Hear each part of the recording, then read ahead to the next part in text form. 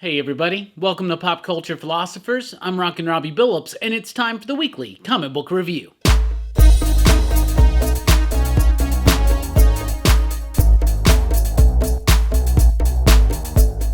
That's right, everybody. Thanks for checking out the video. I am Rockin' Robbie Billups. This is the weekly comic book review. It's the show where I read a lot of comic books, and I'll let you know what I thought about them. But first, I gotta say, we still have exclusive sets available. That's right, PCP has joined forces with Second Sight Publishing to do our very first exclusive cover. You can only get this cover, which is available in limited quantities, and they are dipping away very quickly now.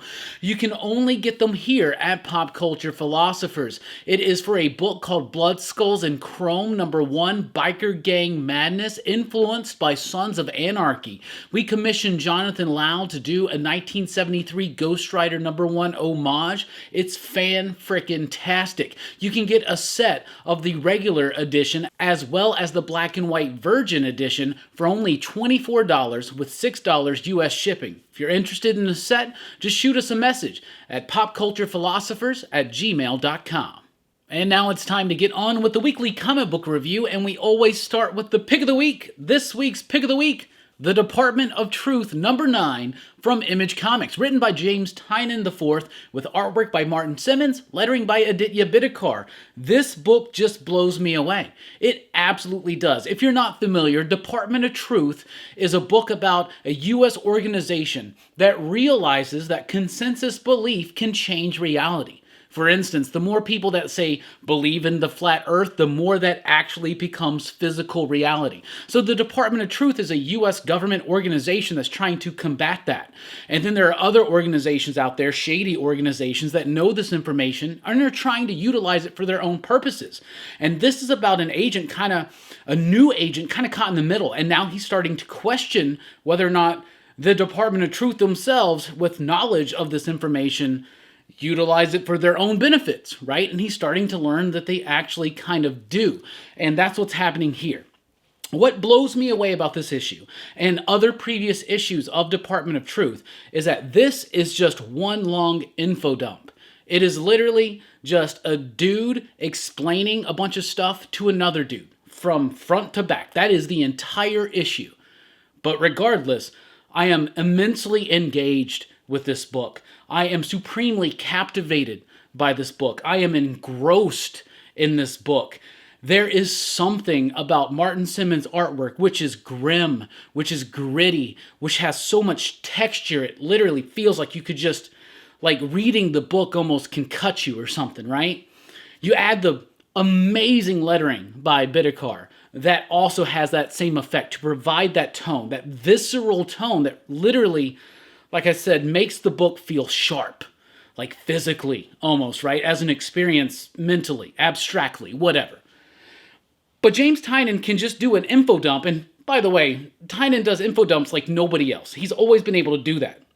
I used to feel bad for him because back in the days of, say, Scott Snyder's Batman or Justice League, they would bring in Tynion to just do the info dump issues because he does it so well. So he can already write a bunch, he could write 20-something pages of exposition and it reads very well. But then when you add in this artwork, which is doing something very stretchy for Martin Simmons, he is able to adapt, shift, and change his style for whatever the mood and appropriate tone of the story call for, what it demands, what it desires. Department of Truth is amazing. And seriously, this book, some people could read it and just be like, that's just a bunch of exposition. But it's fascinating, it's engaging, it's enthralling, and the artwork is just captivating. Everything about this from start to finish intrigued me. And I've said before, this book is very teen dog shadesy. And it's not just about the conspiracy theories that are involved. It's about the actual idea about how belief can change reality. And honestly, if you want to know a little bit about what magic really is, or chaos magic, or anything like that, read this book. It's actually a really good explanation on some interesting philosophical ideas, I would say. Join us for a Teen Dog Shades night next time we do one, or check out one of the previous ones. The Department of Truth #9, fantastic. Pick of the week from Image Comics. Also from Image Comics, we got Made in Korea #1. This book was not really on my radar, so I was like, oh, what's this? Let's check it out. This book was awesome. I really liked it. It was fascinating. It had a really cool concept. It had a great delivery system with the artwork and the script. Man, I was very enjoyed and pleased. What it is there's something that has happened, okay? This is to people, right? To humanity at some point, it's apparently very difficult to have children in this world.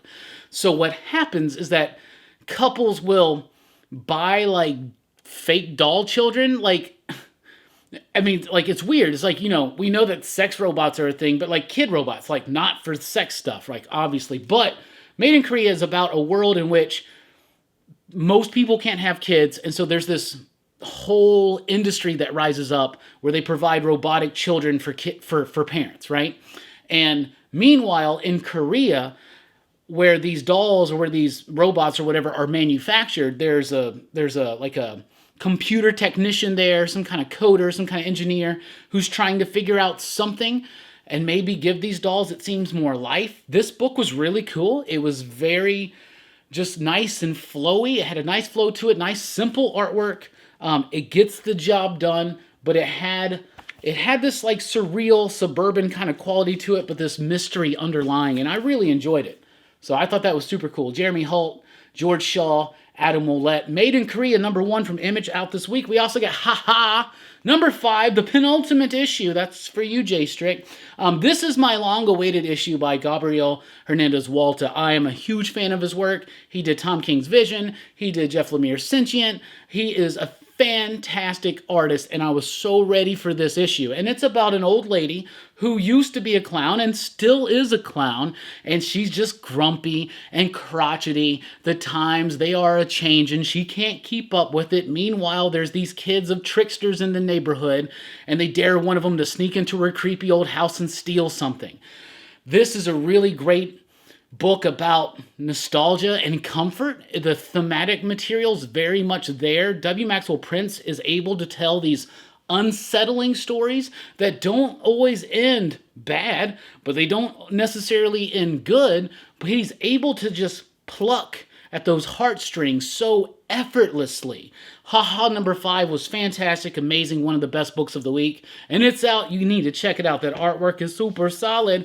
Ascender is here with issue #15. It's been a while since we've had an issue of Ascender. I almost kind of forgot about it, and then immediately as I'm reading this book, I'm thinking, how could I have possibly forgotten about Jeff Lemire and Dustin Nguyen's Descender, or now Ascender?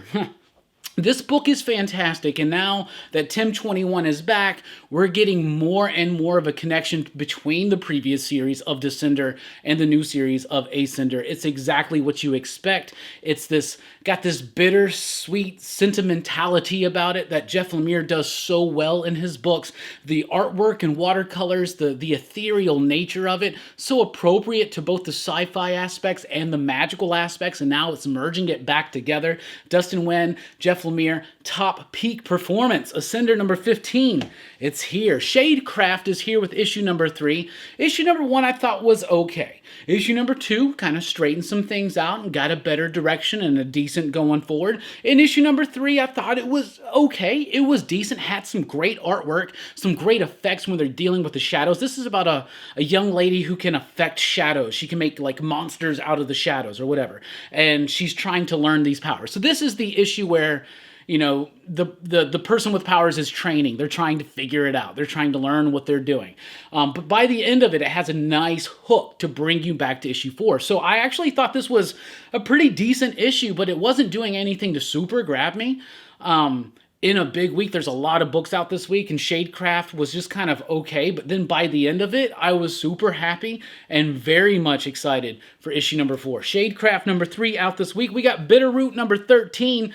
The story's starting to make some jumps, and it's starting to lose me a little bit. Now, maybe it's because of some long hiatuses between the previous arcs and into this arc. This is the second issue of this arc. But I really feel like, for me, it's personally time for a reread on Bitterroot, and I've been meaning to reread it because the same thing happened to me in Arc 2, and I reread Arc 1 and then got caught back up, and it flowed so much better. So Bitterroot, to me, going to be one of those books where I'm definitely going to have to do a reread before the new arc starts. But the artwork was amazing. Green's work really starts stretching. He's able to fit more detail, more layers into panels, into double page spreads. And I'm still digging the story. It's really starting to move pretty quickly. And I just got to do a reread on this one because I felt not lost, but just kind of like, whoa, this book is moving very quickly now. But Bitterroot number 13, love the art, love the story, love that whole vibe right there. Spawn is here with issue 318. This was a decent issue of Spawn. I'll be honest, it's not as exciting or as fun as some of the previous issues because we just had Spawn and Medieval Spawn go up against Omega Spawn and then Plague Spawn. Oh my goodness, there was so much wildness. In this one, it's a lot more exposition, but not done as captivating as, say, like a Department of Truth. But Spawn's not trying to be a Department of Truth. Spawn's just trying to be Spawn, and I'm loving it for it. I still like the artwork. Carlo Barberi, I'm not typically a fan, but it seems like even artists I'm not that excited about. Todd finds a way to get me excited. I love that McFarlane cover right there. That is classic. I would love a print or a poster of that. But I'm having fun with this. This is mostly just kind of taking what's come before, kind of restructuring it around the idea of what's about to happen. And that's Spawn's universe. It's about to launch. We got King Spawn coming. They start dropping some hints in here. So it's fun and it's interesting, but not as dynamic as the previous issues. But Spawn 318 continues to do exactly what it sets out to do. And that's be a Spawn book. Let's jump over to DC. We got Milestone Returns, Infinite Edition 0. So this was released digitally a couple months ago. Obviously, it's been a long time coming. I cannot believe it's taken them this long to get this going. But DC's bringing back the Milestone universe. It's kind of like a new iteration, a new vision of it, and this is where you start. So this is going to introduce you to the main players of the Milestone universe, at least in this iteration of it. We're talking mainframe. Is it mainframe or is it hardcore? It's hardcore. Hardcore, Icon, and Rocket, and then Static. So all that stuff's here is a little origin-y, especially for Static. It explains a lot of stuff. It's got a lot of great artists and some decent writers doing some great work. I actually like this book. It's kind of contextualized in modern day, politics and struggle and activism, so it's kind of related a little bit to what's going on in contemporary society, but I think that's relevant, and I think that's cool. Is it mainframe or is it hard? Where does mainframe? It's hardcore, right? Hardwire? What is that? I'm going to have to look at the end now. I'm tripping.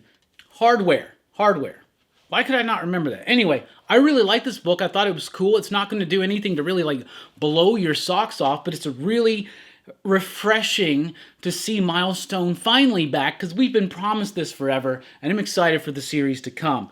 Then we got Stargirl, the Spring Break Special.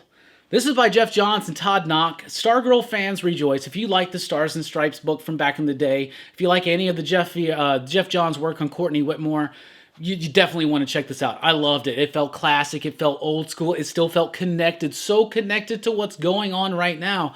And if you notice it's got an Infinite Frontier thing here. And there are 2 teases at the end of this book to 2 new series at DC that I am incredibly excited for. Stargirl is I wouldn't say one of my favorite characters, but I would say Stargirl is one of my favorite characters. I absolutely adore that TV show.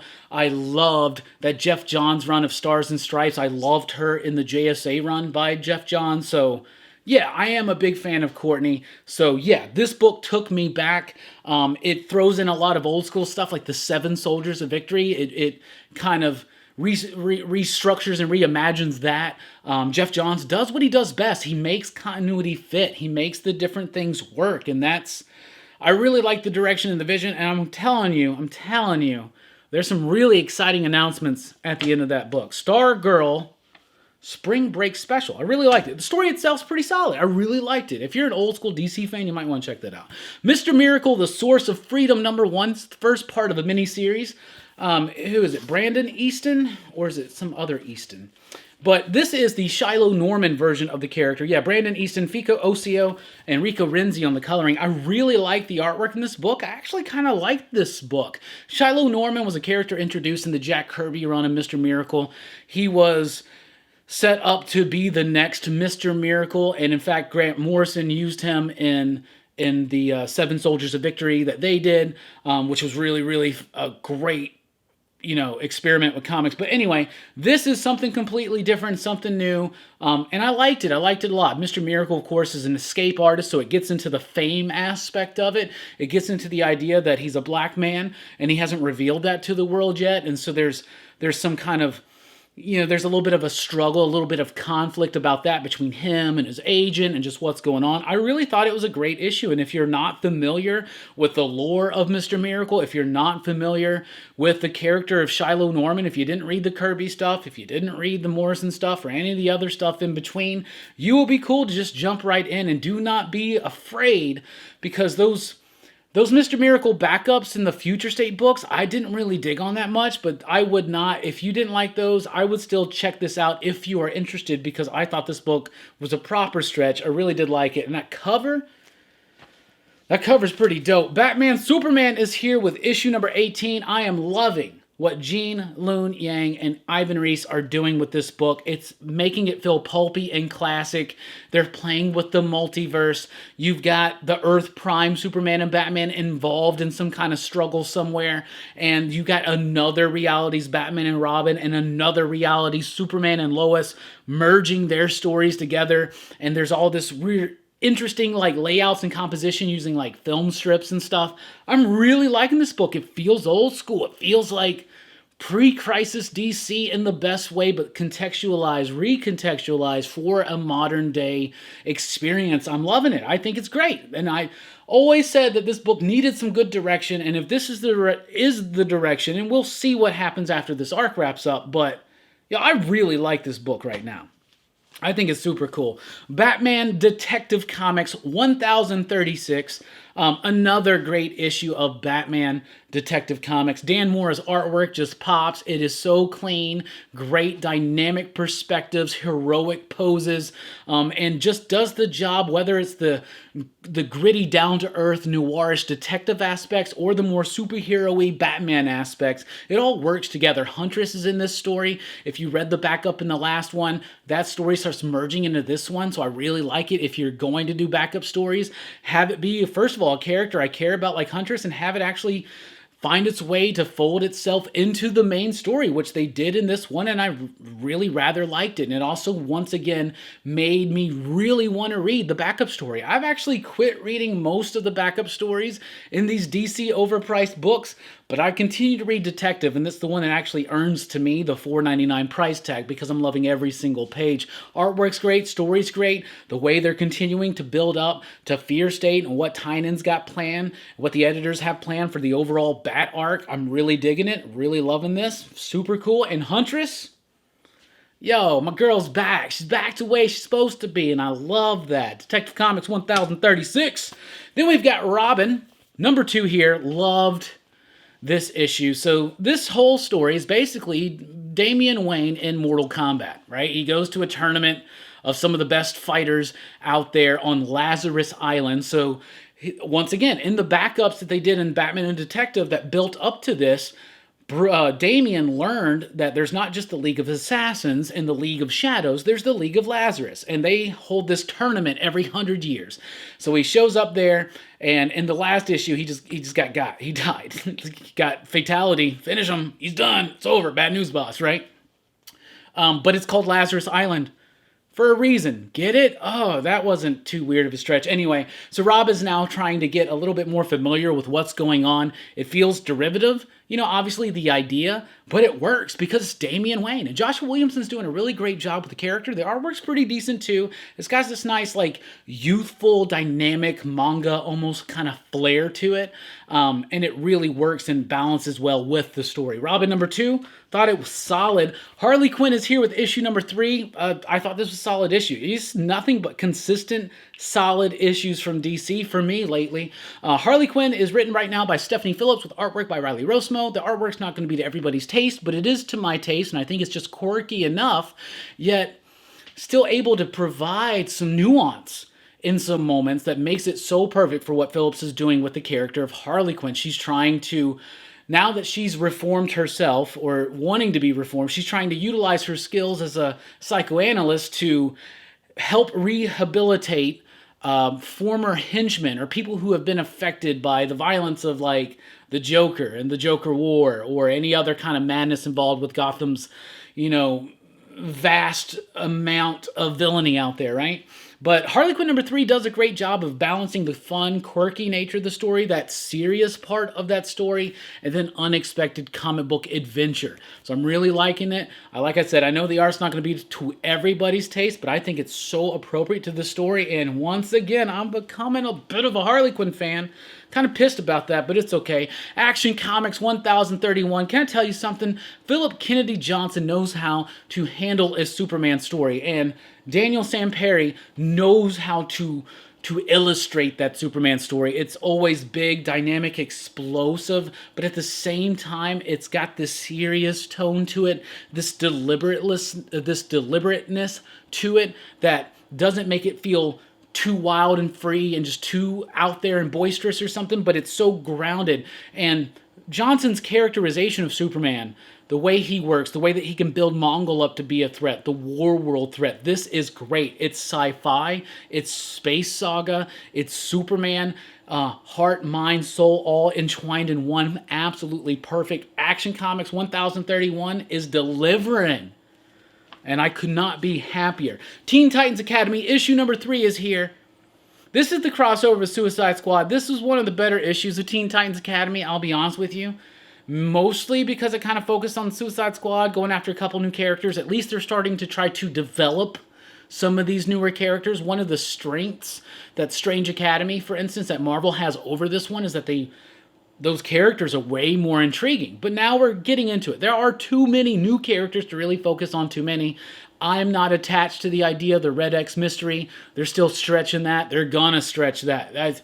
I don't think they're gonna quite kindred it, but they're gonna stretch it, right? Teen Titans Academy number 3, though, is not necessarily a book for me, but this issue did kind of flow a lot better. It does kind of spin out of the events of the last issue of Suicide Squad, but don't worry. If you didn't read that, you know what's going on, but they are starting to focus now in on the character of, what is it, Burst or Blur or something like that? It's not Blur, that's the Squadron Supreme one. Is it Burst?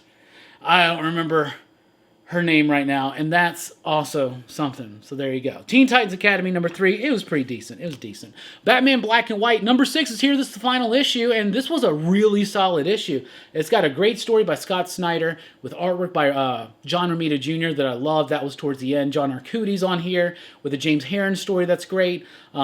Elsa Chartier. Nick Darrington does an amazing story in this one. So I really like this one. I like this cover. It's got some nice, fun stories in it. The Darrington one's probably my favorite. Really, the artwork in that one is great, and it was just a super, super fun, cool story. So Batman Black and White has been kind of up and down, but for the most part, it's been decent and consistent, and some of the best talent in the industry just doing some nice, short, fun, and at times innovative and experimental Batman stories. Then we have Strange Adventures, number 10 from DC Black Label. This is a big exposition-y type issue, but it's done through in a really interesting way structurally, where you have Michael Holt, Mr. Terrific, kind of talking throughout, and then these images being overlaid. But basically what happens in this issue is you get the full truth about what's actually going on with the war with the Picts, with Adam Strange, with the death of his daughter, with his wife and everything. And the way it is set up, it was so freaking exciting. It was just like Department of Truth, very engaging through amazing artwork. I am still astounded that Mitch Gerrits and Doc Shaner, who have completely different styles, can make one book feel so cohesive, even though it's dealing with two different eras, two different stories. It all feels like one unified force. Strange Adventures number 10, that book is absolutely amazing. Let's jump to Marvel, where we have Reptil number 1. Anybody remember Reptil? No, me neither. Just kidding. I do remember this kid.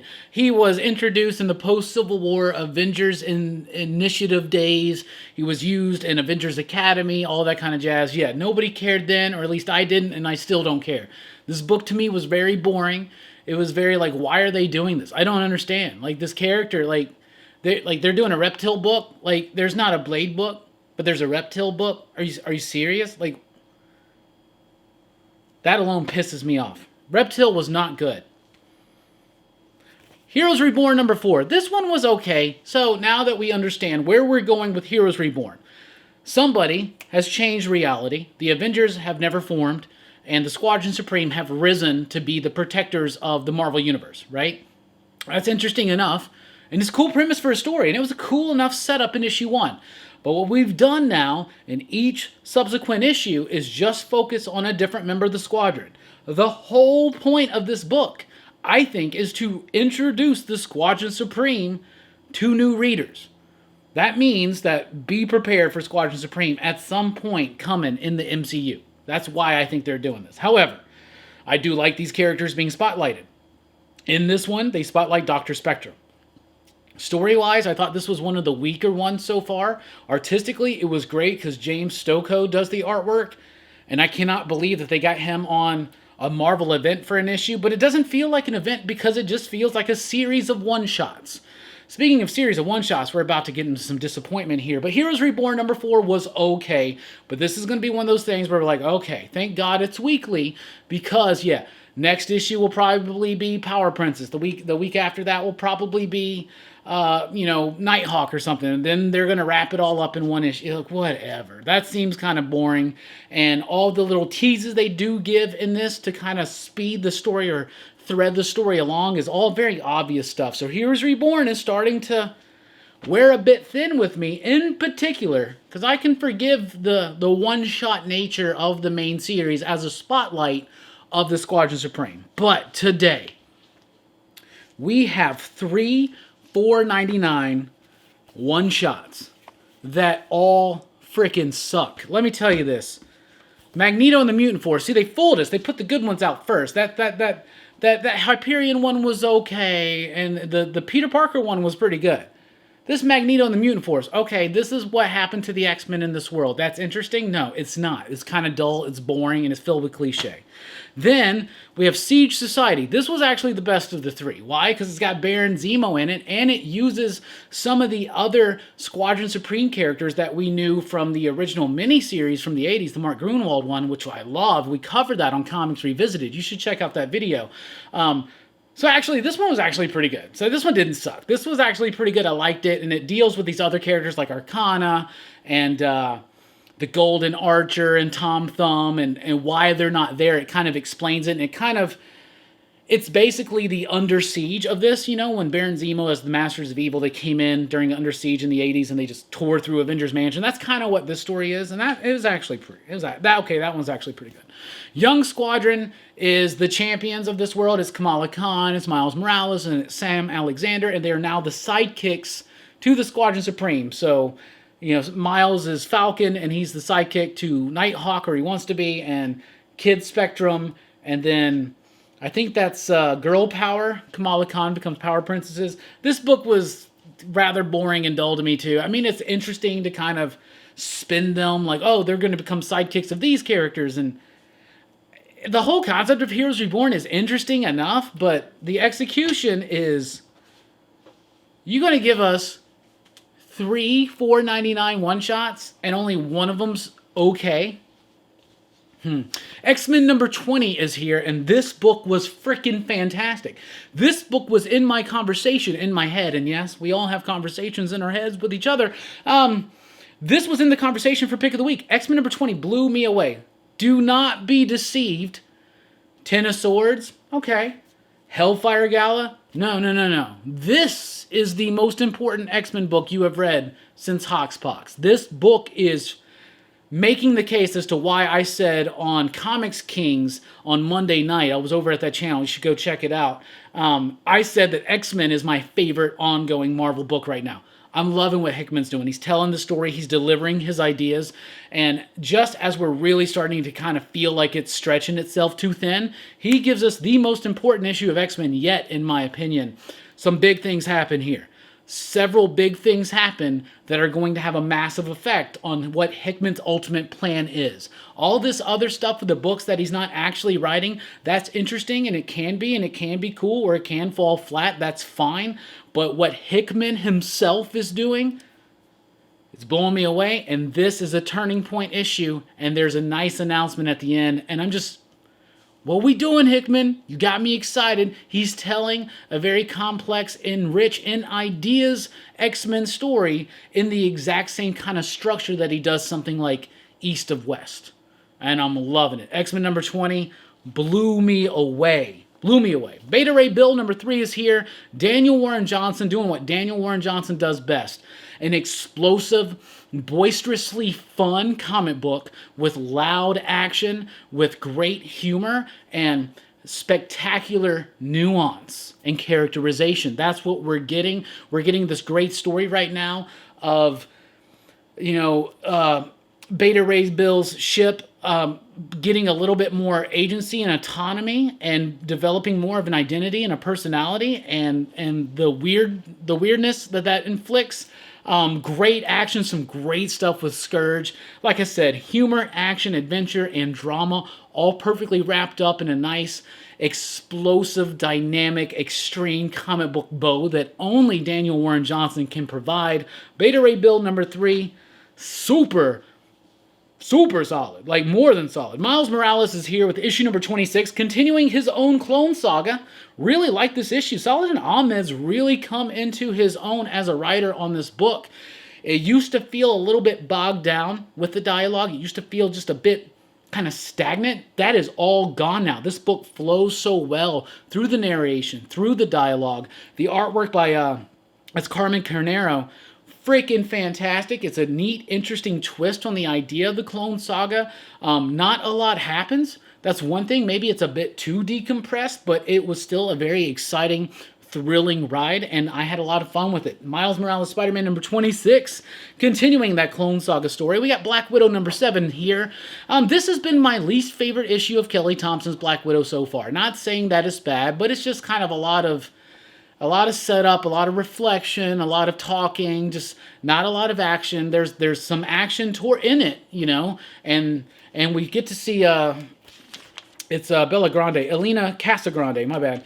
We get to see her really kind of stretch really well with some composition and whatnot, but for the most part it was just a rather dull issue that had some moments of exhilaration, but it didn't quite feel as stylish or as sophisticated as some of the previous ones. But that's probably just a step in the pacing of the overall arc, and I'm sure we're about to ramp up that action in the next issue. But Black Widow does continue to be a fantastic book at Marvel under the tutelage of Kelly Thompson. Maestro War and Pax is here with issue number 5. This is the fifth and final issue of Maestro War and Pax, and it's Maestro Hulk versus Doctor Doom. And I actually like the way that this fight goes. Assuming that since this book is called Maestro and not Doom, that Maestro would just... I assumed that this book would piss me off, but it didn't. It really didn't. I actually rather enjoyed this. So you get the final confrontation, Maestro versus Doom, plus the promise of another Maestro series by Peter David. I liked the artwork. I thought it was solid. I liked the book. I'm loving it. Peter David, a very consistent writer, and he always delivers. The Marvels, issue number 2 is here. I was blown away by issue number 1. It was so complex in its setup, and it gave me vibes of like Avengers Forever, which was also a Kurt Busiek book. In issue number 2, it loses that just a little bit, but because it goes in and it focuses in on this new character, and we now know exactly who he is and how he is related to the Marvel Universe at large. I think it's a really cool idea. It's a really interesting character. I think it's a needed character in the Marvel Universe, but I was kind of a little bit disappointed that a lot of the complexity and the structure of the story and the introducing of all the elements kind of got set aside in issue number 2 to focus a lot on this character, but probably was needed, though this is just 6 issues, but we'll see what happens. I like the character. I'm still liking what Buzik's doing. I like the artwork by Senair and Eisenhoff on the coloring. So I liked it, not as much as I liked the first one, but I'm very intrigued by this character, and I really like the way he's plugged in to Marvel history. Alien is here with issue number 3.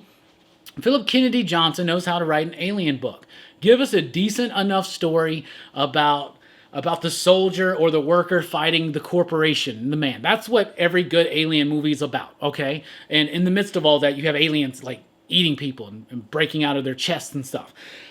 All the Alien Xenomorph, you get a lot of that kind of action in here, and I loved it. And I actually thought Salvador Larroca did a really good job on those scenes. It still get a little bit stagnant on the humans. It feels a little bit stiff on the energy there, but the aliens, the blood, the gore, the stuff that unleashes in this, that was interesting and that was intriguing. And the story really does deliver as far as we want from an Alien story. So Alien number 3, I really liked it. Let's jump over to Boom. We have Something is Killing the Children, issue number 16. Something is Killing the Children, after a month-long hiatus, is back, starting the brand new story. We were promised the origin of Erica's slaughter, and yes, here it is. That's exactly what James Tynion and Werther Dell'Edera and Miguel Muerto deliver. It's the origin of Erica's slaughter. It's a very charming issue. It's really interesting. You can see some of the elements of her character that are already being set up by how she was brought up, how she was introduced to this organization. We get an explanation on what exactly her stuffed animal thing is and the way that works up, her introduction to this organization, how she gets involved. And like I said, you can see the early influence on how that shapes her as a character. The artwork was great. The story was great. It had some big, powerful moments, but it was just a really great setup and a nice return and a nice look back and a breather, because I know that Tynion has some plans for this book, but he's about to reveal a lot of stuff about the organization, the House of Slaughter, what they do, how they're involved, and we're going to see her train. We're going to see that growth and development, and then I think it's just going to be perfect to set it up in Arc 4 for it to return back to the present day. But that being said, this is a very well done issue of Something is Killing the Children. A great start to the next arc, and definitely worth the wait. Abbott 1973, issue number 5 is here. This is the final issue. Saladin Ahmed, Sammy Cavella, and Mattia Iacono. The artwork in this one is fantastic, and it's a decent enough ending, but a bit too brief. It kind of wraps up quick. Overall, I felt like this is the second volume of Abbott. The first initial series was one of my favorite books the year it came out. This one, though, a little bit more thin, a little bit weak, a little bit just less impactful for me, and I feel that in the ending as well. And I love how they're setting up the story to continue, and I'm excited to see this character and the story develop, but the second arc was just a bit of a sophomore slump for me there. Kind of sad to see that. From Vault Comics, we have The Blue Flame, number 1. This is a superhero comic book from Vault Comics, written by Christopher Cantwell with artwork by Adam Gorin. Kurt Michael Russell, not Kurt Russell, as the colorist, Hassan Otsman El Hal on the lettering. I really like this book. I thought it was cool. It's something, though, it hasn't quite delivered its full premise yet. Right now, all we know is that there's a superhero called the Blue Flame. And in parts of the story, he's this like cosmic adventurer out there on trial for the sins of humanity. And then there's this other story going on where he's just this kind of like blue collar guy as part of a super team. And there's like normal Joes, and it's not epic and it's not extravagant. So you got this dichotomy of like the grounded superhero and the fantastical superhero. And then there's a tragedy that's, I think, supposed to tie it all together. It doesn't do a good job for me in its first issue of delivering its premise in full. It's something that you got to read, and just because of the namesake of Vault, because of the loyalty that we have to the brand, just because we can trust Vault, that's why I really like this book. But if I just pick this up cold off the shelf, I don't know if it delivers enough to hook a reader in. That's been something I've been noticing in a lot of Vault number 1s. Not some of the, Picture of Everything Else number 1 was fantastic. Giga number 1 was fantastic. But there have been some Vault number 1s that don't quite deliver enough of a hook for me. And this one does it. I trust Vault and I trust Cantwell. and I'm intrigued by where I think this story's going, but it doesn't really clearly define a direction for me in the first one. But I did like the book. So I would say read it if you trust Vault. I think it was good. Shadow Service number 8 is here. This is one of the best issues of Shadow Service yet. The artwork is so clean, so freaking action-packed and dynamic. It's a great story. It's a spy story with a supernatural twist. Think James Bond meets Supernatural, basically. I am loving this book. We're really heating everything up. There's been betrayal. There's been death. There's been revelations, and it's handling it all really well. And it's maintaining the trappings of a spy thriller, but maintaining its own identity and being more than just a genre-bending kind of story. It's doing something fun, fresh, and unique and cool. Shadow Service number 8, loved it. Witchblood number 3 is here. This issue starts losing me a little bit. I thought the first 2 issues were decent and all right, but I was really hoping by issue 3 I'd be a little bit more engaged into the story, but I'm not necessarily engaged in it right now. It's about this witch, and there's this hunter, this vampire biker gang that's going around trying to kill all these witches, and this witch is kind of going around. It just feels a bit... It's got this nice sense of loose, free fun to it, and the book shines in certain moments, but in other moments it just feels a bit cluttered with ideas, cluttered with story, just not freshly defining something for me. But that's just me. But Witchblood number 3, it's not a bad book, but it's not blowing me away. And I really like Urban, I really like Sturley, so it's been just a slight disappointment for me, but maybe I just need to sit down and reread 1, 2, and 3. Maybe I just need to do that. Anyway, Money Shot also returns with its 3rd arc this week, but I think I'm just dropping out of that one. That one's really never been too much of a... I've never really been too much of a fan of that one, I guess. Maybe I picked it up, though. I mean, honestly, I'm probably going to read it one day. Teenage Mutant Ninja Turtles, The Last Ronin is here with issue number 3. Liked this issue. It didn't have as much of a gut punch like issue number 2 did. Issue number 2, where we see, spoilers, the death of Raph, really gets you. And now we understand that we're going to see the death of each of the turtles. So in this one, you see some more death. You see a reflection of the past, and the last Ronin is reflecting on one of his brothers dying.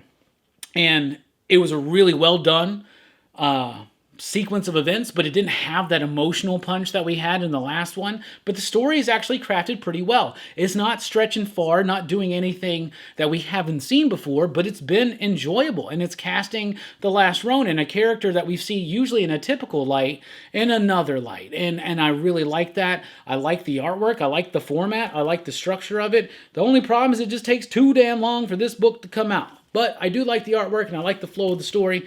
I just wish that this moment had more of an emotional impact, but I am not looking forward to the next issue, let me tell you that. My Little Pony Transformers, The Magic of Cybertron, number 2. Look, that's a Tony Fleece cover.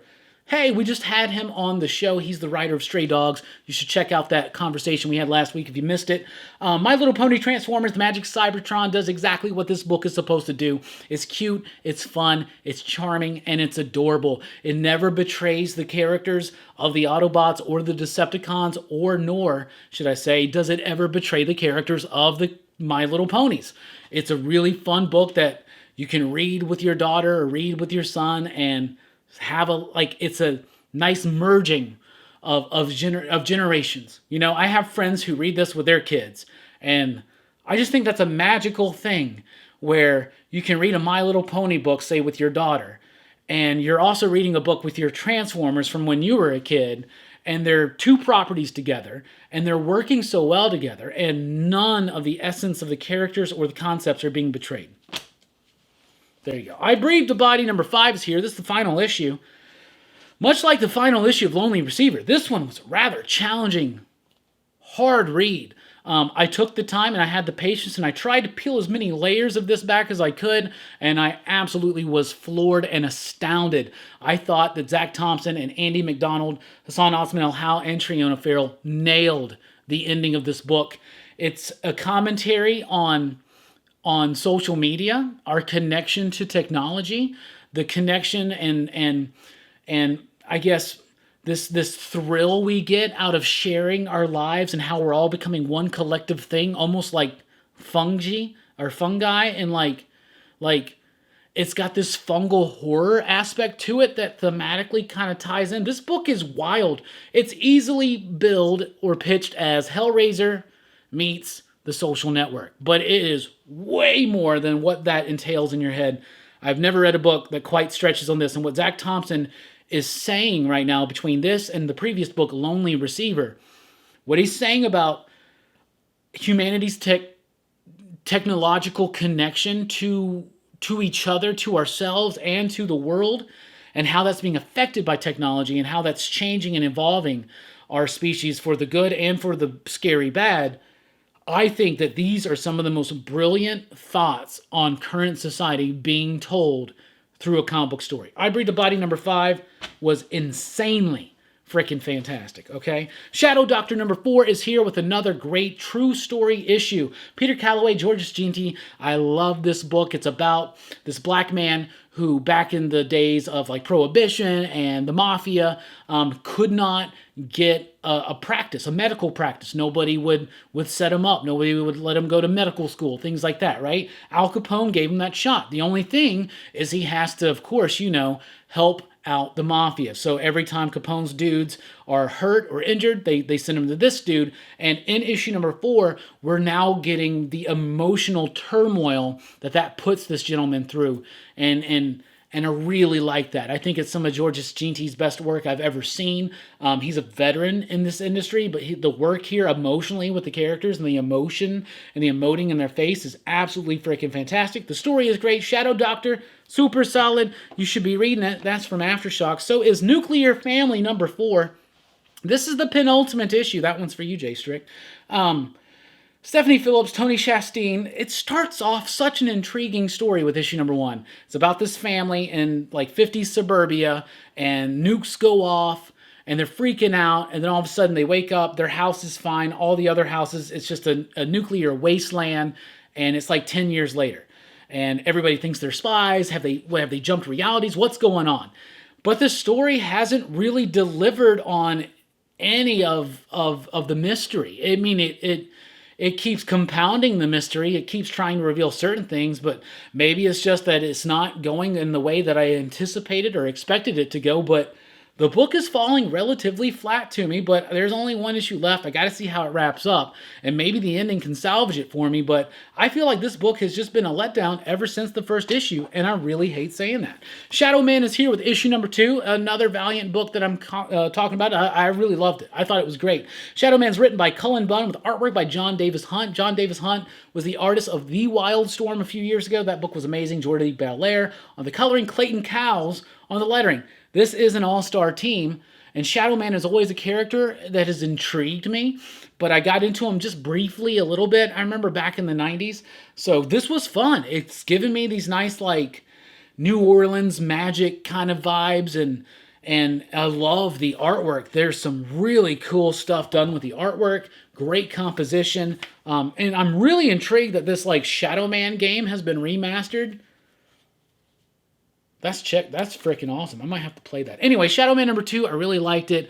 If you haven't read Shadow Man before, they get you caught up. They let you know what's going on. Basically, there are all these weak parts between the dead world and the living world, and certain monsters and spirits can come through, and Shadow Man's trying to go and close these all off, so it's one of those kind of, it's like a questy type thing, but it's got a nice structure because of it. Cullen Bunn writes a nice tight script, and John Davis Hunt, wow, especially with Jordi Belair, fan-freaking-tastic. So that's what I read. That's what I thought about it. What are you reading? What are you digging? What's your pick of the week? Let us know in the comments down below. Thank you so much for checking out the video. And remember, we still have sets of the PCP exclusive for Blood, Skulls, and Chrome number 1 available. Shoot us an email, popculturephilosophers@gmail.com. Also, be sure to like, share, and subscribe, and check us out at popculturephilosophers.com for podcasts, blogs, and a whole lot more. I've been Rockin' Robbie Billups. Thanks for rocking with us. Keep on reading. Station!